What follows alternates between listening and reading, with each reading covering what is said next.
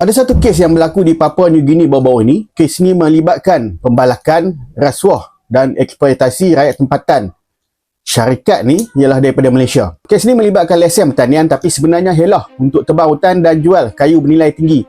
Media antarabangsa menyebut syarikat daripada Malaysia ini penjajah ekonomi baru di negara itu. Papua New Guinea ialah sebuah negara di timur Indonesia.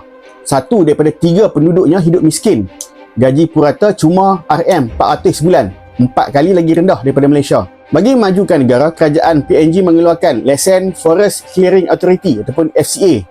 Semudah hutan ditebang untuk dijadikan pertanian berskala besar ataupun pembangunan tanah. Tapi akhirnya lesen pertanian ni dijadikan sebagai lesen balak. Negara PNG ni pula hampir 85% penduduk luar bandar hidup dengan hasil hutan. Bila hutan ditebang, mereka hilang punca pendapatan. 97% lesen FCA ni dikawal oleh syarikat Malaysia. Lesen ni didaftarkan atas nama syarikat tempatan ataupun joint venture, tapi pemilik sebenar tetap orang Malaysia. Soalan dia, macam mana boleh monopoli sampai 97%? Di sini muncul satu kataan baru iaitu rasuah. Ini yang seperti yang disebut oleh media. Saya berlapik sikit. Sekarang ni tekanan antarabangsa semakin kuat, kebanyakan dibuat oleh NGO luar.